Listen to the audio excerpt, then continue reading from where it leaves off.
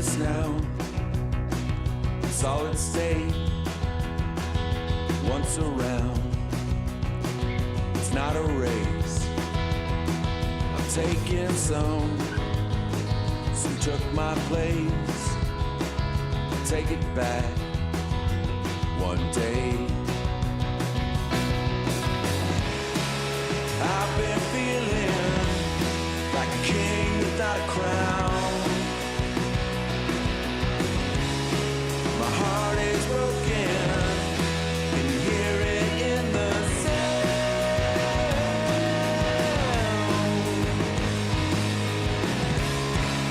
Feeling good right now.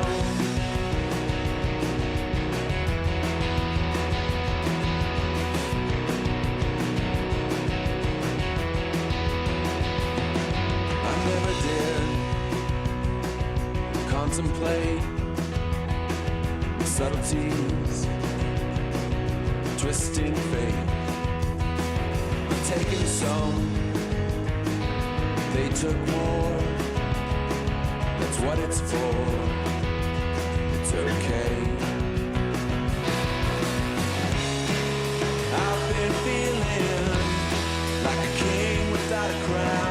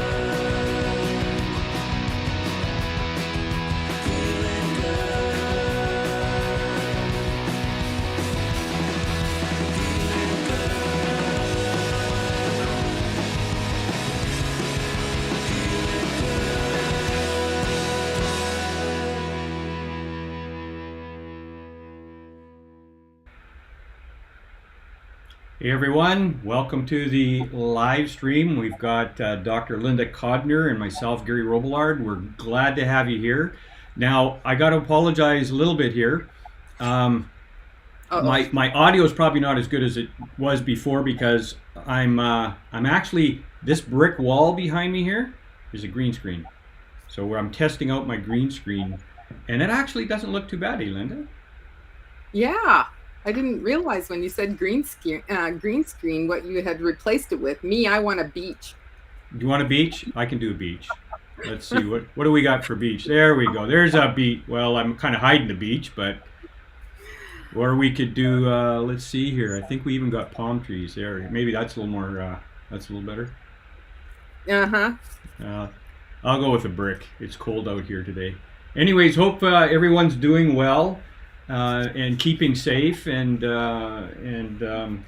enjoying your cup of coffee or tea this morning, or cocoa, my preferred one. In fact, I've got we're going to be talking about kidneys today, and fluids are an important part of that. And I got myself hooked on dandelion roasted dandelion tea. My goodness, I've just fallen in love with that tea. It's fantastic. And dandelion is one of the most excellent herbs for helping our kidneys and our liver. So, I didn't know that. Lucky I fell onto that then, right? Yeah, that's why I use it for my company logo. It's a dandelion. It's one of the master herbs out there for addressing toxicity and improving overall health. So I think we have to respect that little yellow weed that comes up every spring. As much as people hate it, right, as far as their lawns and stuff like that, go pick it and brew it up. I don't know what's the best way to do that, but well, ideally it's the root. It's the root, okay, which is the hard thing to pull out anyway, right? Completely. And you want to make sure it isn't somewhere like at a roadside where all the chemicals from the cars has landed on the plant and gone into the root. So Yeah, yeah. you kind of got to go out into the wild and And find pick the 'em. dandelions there, and then you can always harvest those for certain. So they're good for the liver and the kidneys. Good to know. Yes. Good to know. Yeah, it's a bitter herb. It's a bitter herb.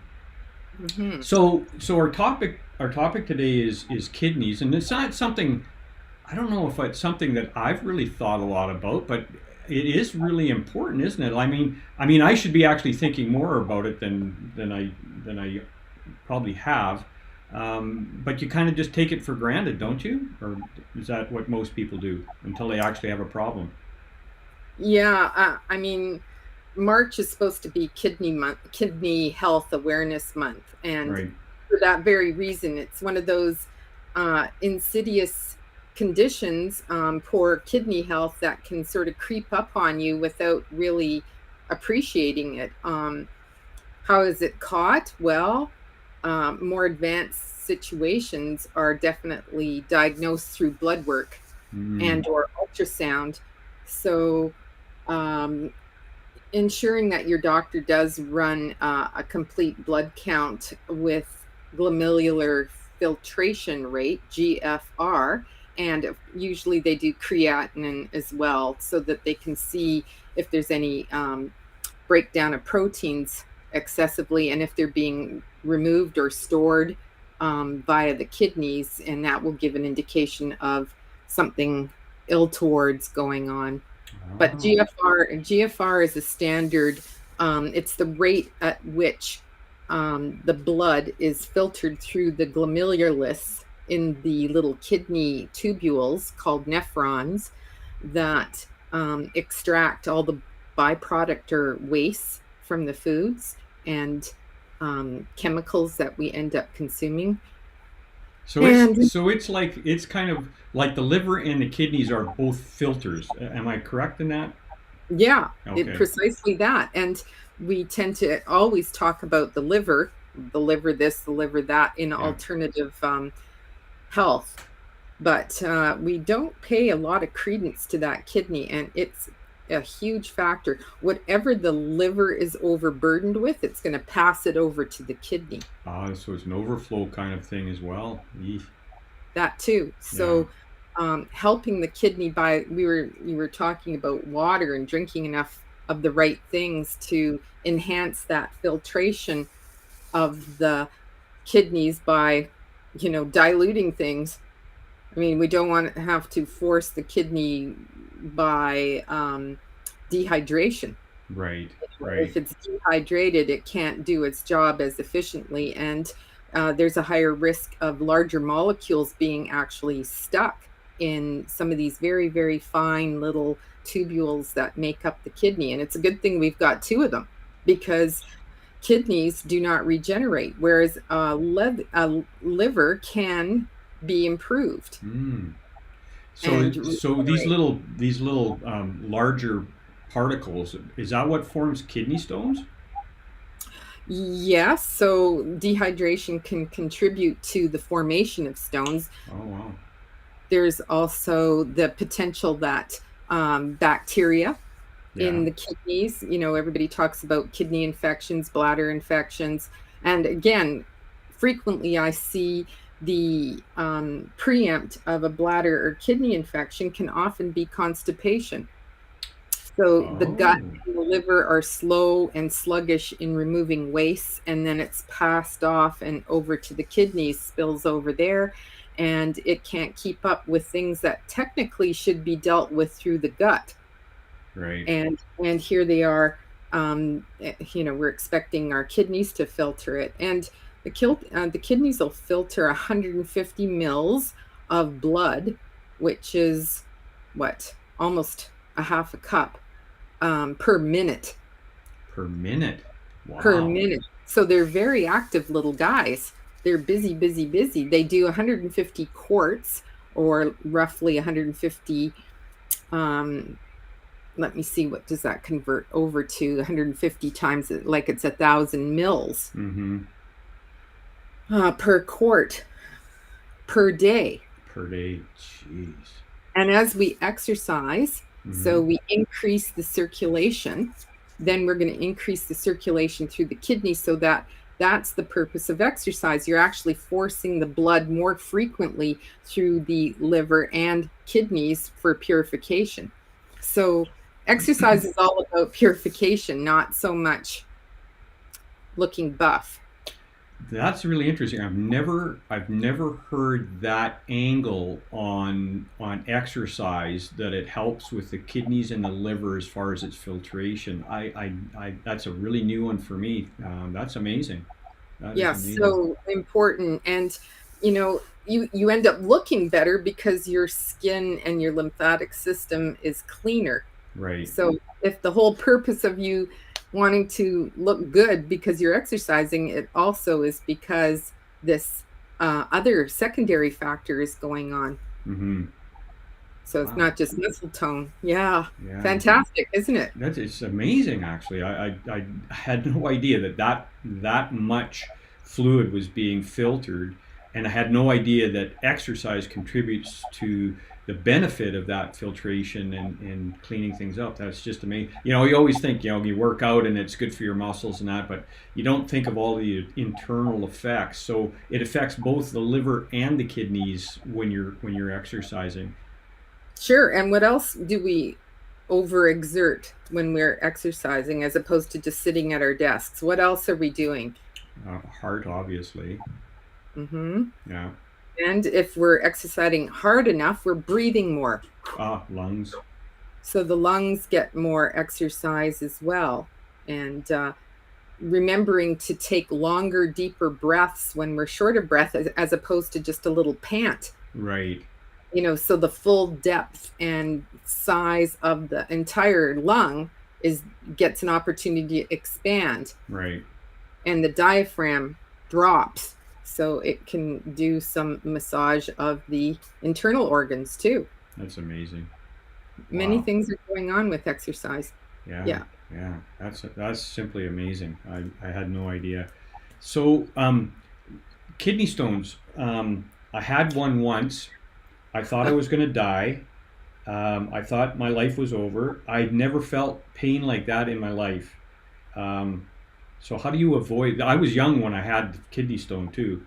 I was in my 20s, and haven't had one since. I've had gallbladder stones, but I haven't had kidney stones. But I know guys my age that they struggle with kidney stones, and brings tears to your eyes just seeing the pain that these guys are in when they go through that. Yeah, I don't want to jump into suggesting Chancapedra. It's known as a herb. It's a herb that has a bit of history with potentially helping one to dissolve stones, because of course, if the stone gets lodged into these tiny, like a pearl, a tiny tubule like a pearl, it will start to build in size. Right. And that it becomes harder and harder to move the stone with drinking enough fluid. And then people are resorting to lithotripsy, which is when they shoot a vibrational shock at your kidney, hoping to shatter the kidney stone. Sounds a little barbaric to me. Yeah. So always prevention is kind of what you want to go with. Drinking enough water. And some people are predisposed genetically to forming stones. Just in their makeup, their genetic makeup. Yeah, so I always put tongue in cheek about it runs in my family, but also not running is in the family too. Not enough exercise, not enough vegetables. So there is data though that shows even those individuals that have a genetical preponderance to stone formation can do better with increasing their magnesium and vitamin B6 intake as well. So there are some preventative things they can do. How do you find out if you have the potential of being a stone former, or you want to know if that's in your profile? You can do a 23andMe and have the medical side and raw data run through some of these other platforms that can give you that risk level of risk of being a stone former, and then you have to compensate that with either supplements or your food intake, more Right. green leafy vegetables, in other words. Right. Right. Uh, So, some of the things do people who have, I'll use men for an example, have prostate problems where they have enlarged prostate stuff. Does that affect the kidney as well? yeah, and that's a really good point to bring up, because people often think of the kidneys as a separate entity, and they Mm-hmm. don't always associate it to the bladder, the prostate. In fact, the whole sexual organ system Mm-hmm. is considered a system. Right. So in the men, that's also testicles. In women, it's also ovaries and vagina. That is all considered a sexual organ system that is directly related to the kidney and bladder. Wow. Yes. So, yes, men are going to have an issue with prostate as it sits below the bladder. Mm-hmm. So you have your two fist size organs, the kidneys that sit just below the ribs at the back. And then you have two tubules that will emerge from the kidney down into the bladder. Those tubules are called ureters. Mm-hmm. Then the bladder is responsible for holding the urine until such time that the um, muscle contraction apparatus says it's time to empty the Right. bladder. And of course, in men, that becomes a bigger issue. Right. Right. They're trying to release their bladder, but because of the swollen prostate, they have difficulties doing that. Hmm. And so that would kind of cause a backlog into the kidneys. Is that kind of Yes. okay? Yeah. Interesting. Interesting. Yeah. And Now, symptoms that can also include itchiness. Like, we should talk about some of those things, oh Gary, yeah. because people don't realize what are some signs and symptoms. Like, if my doctor hasn't done any blood work or hasn't educated you about the importance of water consumption as sort of an overall cleanser, I have never had a medical doctor ever ask me in my history of, don't want to say how many years, uh, as to why we need to drink water, and to what purpose, to motivate people, and just that very simple thing. And of course, people in the alternative health side may be drinking their routine lemon and water to get their digestive system moving, cleanse the liver and the kidneys, all that good stuff. But do they really understand why? Yeah. And I don't hear a doctor recommending that, and it's so critical. And yet you might be coming into your physician saying, well, I feel really tired. I'm itchy. I seem to go to the bathroom frequently, but it doesn't hurt to go to the bathroom Now, where because would you be itchy? Like, like everywhere. everywhere. Is that okay? All right. Yeah. And most recently, I had a patient in to see me, and they said that they went in about this itchiness on their scalp that just wouldn't go away. And they were told to try a different shampoo. And it was 3 months later, when this itchiness and fatigue had progressed so much, that they got some blood work done, because the doctor may have been thinking, well, this is an external problem if it's itchy on the outside. Yeah. And that is not true. Outside is always an indication of inside. Right. And sure enough, they were already experiencing signs of kidney failure. Oh my gosh. Right. So being mindful of a lot of these symptoms and having blood work that can, determine what your health is. And the GFR, it says you should not be below 60 per minute. Most of my patients, I like to see around 90 and 100. Mm-hmm. And there are a few people that fall just below 60. And sometimes that can happen if you're just dehydrated. So Right. always, if it's below the recommended number, go back and have it done again, being more hydrated. So is this a test that your doctor should do, or is this one that you'd come to you and go to a place to have your blood work done? No, your physician should be doing that Okay. once a year medically, and of course we offer private fill in the blank. If your doctor hasn't run a test like that and you'd like to have it done, of course you can get that done through the office. And if you wanted a more detailed, like I want a little more drill down on that, not just the surface level of what they do, is that? Yes. Yeah. Okay. And I assume that as you're treating someone and you see some signs of that, you may want to get a more drilled down to be a little more specific. It's kind of like the hair analysis and those sort of stuff to try to kind of find out. Let's go a little granular because there's something going on here. Let's try to use some testing to figure out what that is, right? Yeah, exactly. And the kidneys are infamous for storing heavy metals, particularly cadmium. Mm-hmm. And that is also directly related to prostate health when there's an excess amount of cadmium determined either through urine, stool, or even just a hair mineral analysis. I've had people come back with that as an alarm. So again, these larger molecules can get stuck in the kidneys. So when you think about that, would you really like to eat that organ? No.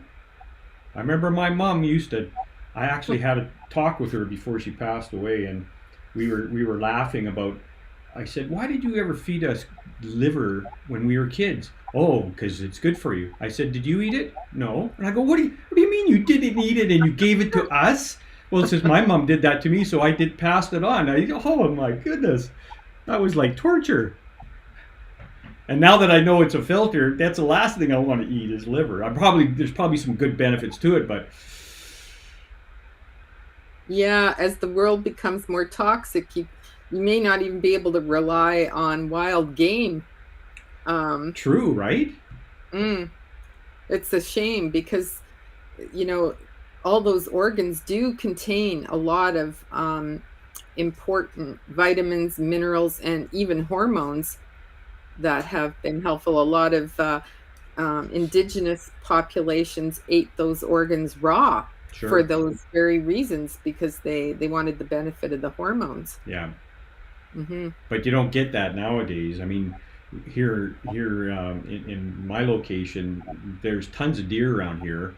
And, if there was if you ever, were in this apocalyptic thing where you needed to, find food, definitely wouldn't want to touch those deer. They're, as far as venison, to provide for your family and stuff like that. So yeah, it's a little bit different now than it was, for sure.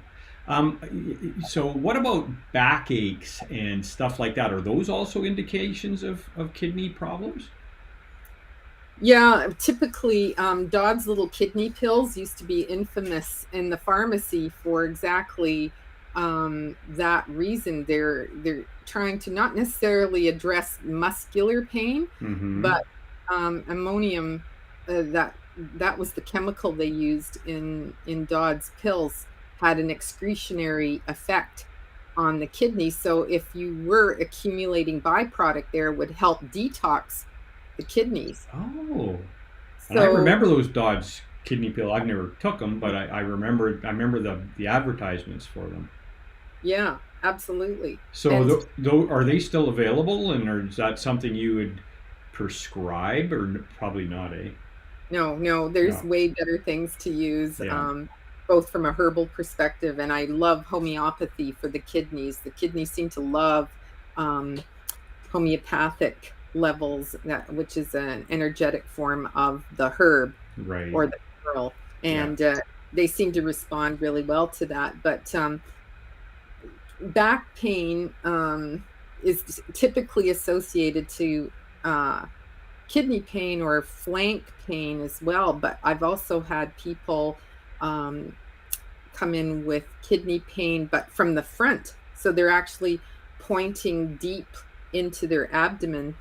On the left side is where I've had that show up as a kidney infection, and then that can be confirmed with ultrasound to see if there's any kidney stones, or also with a urine sample. Right. Right. Oh, Yeah, so interesting.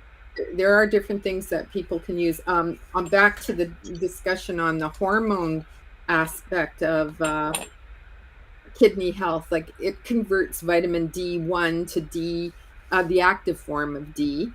So people that are compromised in their kidneys, either overtly, like have severe problems, may have a higher problem converting it to the active form of vitamin D Right. uh, in our bodies. So people that have their levels of vitamin D tested, D3, may come up continually low, even though they may be consuming a lot of vitamin D as well. So Right.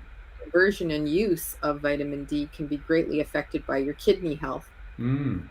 So I remember you and I having a conversation about vitamin D, and you, I think, if I memory serves me correctly, you said to take about 3 to 4 thousand units daily, correct?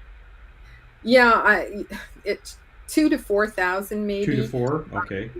And certainly that people are prescribing higher because there's an assumption that they're low. I recommend finding out what your baseline is. Okay. We've talked about that previously, and just so you know where you're moving from in that range of 80 to 200, that's the Right. normal range that the labs are recommending. Right. But ideally, I like to see people above 150. And In their you, blood as far as K that goes with it, vitamin D3 and K2, I think work. it is, right? Mhm. I remember you mentioning about 120 micrograms, and if you've got a vitamin D and a with a K that has 120 micrograms, and if you pop 3 or 4 of those to get the 4,000, let's say, You'll or be three fine. thousand. Okay, so the K doesn't matter. Like if you go, okay, good. Yeah, and I only bring this up because I know there's a lot of people that talk about vitamin D and D3, and you had mentioned K, and I didn't realize that before, and I thought that was interesting. To add that as part of that piece. And the K2 is part of the whole calcium metabolism and calcium and hardening of the arteries, and that Mm, could be a whole discussion in itself. But because the kidneys are responsible for balancing the bigger molecules like calcium, sodium, potassium, phosphorus, it will influence the health of your bones. oh wow! Now So that I didn't know. osteoporosis will be associated with weak kidneys. Huh? So you may not have a kidney condition Right. that that you're observing, Right. but you may have developed osteoporosis. So we have to take into account what exactly is going on with these key organ systems further up. It's not just about the bones. It's why are the bones not continuing to lay down new bone? Yeah. And why are the kidneys losing potentially calcium? hmm And calcium is used as a buffer for inflammation. So it will be pulled from the bones to neutralize acid in your system or inflammation. Oh wow! Now that I didn't know. Very intricate, and it's not complex when you really put it down in a flow chart. I know you like flow charts, so Mm. that would be an easy one to explain the circumstances with a flow chart. And I do that frequently in the office. Do you? hmm Yeah, Yeah. the more you explain things and you educate me and our audience, the more I'm just amazed at the human body. It's just, like you were saying, when the liver gets too much stuff, it passes it over to the kidneys, and I'm just like, oh my gosh, this is like an amazing system of systems, right?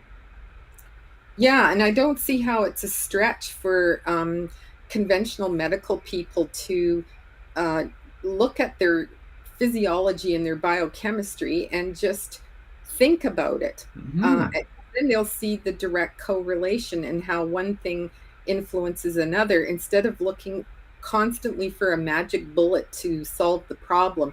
I was in a group discussion this morning earlier about long COVID, and COVID in general seems to have a target for the kidneys in some people. And that could turn into a real discussion there. But long COVID isn't always about, and any health problem really isn't about one aspect of what's going on for the person. So monoclonal antibodies seems to be the big catch-all right now for dealing with viruses and COVID. Yet, why don't we look at why is that person's personal environment susceptible to viruses or infective organisms too?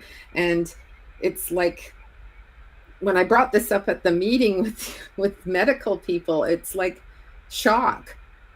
Really? Well, no, that's not how we're trained. We're trained to look for the single solution, not the comprehensive problem. So when they, many long haul COVID people have underlying health conditions that haven't been properly addressed to begin with. So then they're a little more susceptible to infection, or if they are infected, not having the capacity to deal with it and recover. So it was quite an interesting experience. I can imagine. People, because it's been a long time since I've been in that place. I kind of know that there's a time and place for pharmaceuticals for sure, but that isn't the only place you look. No, definitely not. Well, and the more that I've been educated by you, the more I look at it, and there's a need for both sides. It's just the one side seems very myopic. They don't want to look beyond what they've been taught, and I congratulate you on taking that step beyond conventional medicine when you became a pharmacist, to reach out and go, there's more that I can do. And that tells a lot about you, in the sense that it's more about caring about the people. It's just not about a job. It's more about how can I help people. And you and I've had lots of conversations on this, and talking about the kidneys and stuff like that. It's not just, oh, you've got a symptom, let's throw something at it. It's, well, why do you have that symptom? And you've always taught me that. Well, why? Ask the question why. And I thought that's just so brilliant. Thank you. Yeah, it's been a journey. Let's put it that way. Yeah. Anything else? Oh, sorry, go ahead. Yeah, anything else? I was just going to say, in traditional Chinese medicine, again, they look to the emotion attached to certain organ systems in that yin and yang. So the yin organ is the kidney, and the yang organ is the bladder. Oh, interesting. Okay. It's like the liver and the gallbladder. Right. And please notice that in the liver, if there's a problem with the liver and it eventually starts to impact negatively on the gallbladder, because a gallbladder problem is ultimately a liver problem. Right. And if you can remove the gallbladder and the person can still function fine. But what happens for the person that has a bladder problem? Yeah, that's right. Yeah, we can't. Yeah, so we can't just deal with the bladder. We have to go higher upstream, as I like to say, and look at what else is influencing the kidney. And that would also include the gut and the liver and etc. See, to help them save their bladder, because it's very difficult to exist without a bladder. Yeah, exactly. A urinary bladder. Yeah. Wow. So our emotional state of fear and timidity, is that a word? When we're fearful, we become timid, and these are symptoms of a weakened kidney qi, as the traditional Chinese medicine says. So the world has been experiencing a lot of fear. So interestingly enough, yes, I have noticed a lot more bladder infections, for instance, the last little while, because people are worrisome, whether that's because they then start consuming foods, more sugary foods, processed foods, comfort foods of all kinds and Yeah. shapes. And this negatively affects our detoxification processes in our bodies. So then we end up with these surface. So ultimately, is the root cause fear? You know, Yeah. Yeah. um, Fear is one of those things that can impact us on so many levels. And night sweats and itchiness, as I mentioned earlier, um, can be associated to a kidney problem besides the backache or the front ache. Right. Right. Poor short-term memory may be also an indication of weak kidney qi. So the kidneys are an important aspect of health as we age, according to Chinese medicine. So gifts of anything that support the kidneys as we age is considered appropriate. Right. Right. Mm. So I guess in summary, get lots of exercise, drink lots of water, and if you have any symptoms that you're concerned about, get a hold of Linda. Make an appointment. Don't leave it. I've known people who were on dialysis. It's not a place you want to be. And that's Yeah. obviously the worst case scenario. But I've known people who are no longer alive now who ended up on dialysis. So it's not not a place you want to go. So No, and that's an extreme endpoint. it is. It is. There's lots of things people can do. I'm not saying that I have the panacea or natural medicine has the panacea, Mhm. but it certainly can contribute and sustain health as well. Right. Even if they are on dialysis, it's just our regular medical community needs to start to embrace more options for these people that have limited options. Yeah. Yeah. You can't just stick to the mainstream of things all the time. And here we are talking about water. And one thing I noticed today is how strong the chlorine smell is in the city of Calgary right now. I noticed that myself. I was running the water last night. I'm going, man, that smells really chlorine-y. It's typical this time of year, apparently, when the flow isn't quite the same in the river and the reservoir. Yeah. So that they have to compensate by pouring. I called them once about this, like trying to understand why the excess chlorine right now. So a good filtered water system or purchasing water, unfortunately, is kind of the best idea right now. Right now, yeah. Mhm. Okay, cool. Well, anyway, any last things you want to bring up or mention before we sign off here? This has been really educational for me. I really appreciate it. Yeah, it's always a bottomless pit and a big rabbit hole to go down on any of these topics. So, well, there's a cascading thing. You can cascade into so many different things as you're talking about. Hey, well, let's talk about the liver. Oh, let's talk about the pancreas because that has hormone stuff and it affects. It's like, oh my gosh, you could really spend some time. But it's just, for me, it's fascinating. It's really interesting to understand the body and why things do what they do and what affects them. I'm going to go and exercise after we're finished here. I'm going to exercise. Okay. Thanks, Nicole. She's making a few comments. Oh, right. I didn't even see the comments there, and I should have popped them up there. Me too, as always. Okay, so thank you, Gary, for hosting as usual. You do a great job. Well, thanks, and thank you so much for for all the wisdom you're sharing with us, and thank you for those who have showed up today. Appreciate. I apologize. There were people making comments here, and I didn't pop it up.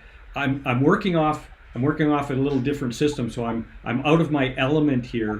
Next time I will be a little more. I'll have things a little nailed down a little better. So my apologies for not having mentioned all the comments because we had quite a few here actually.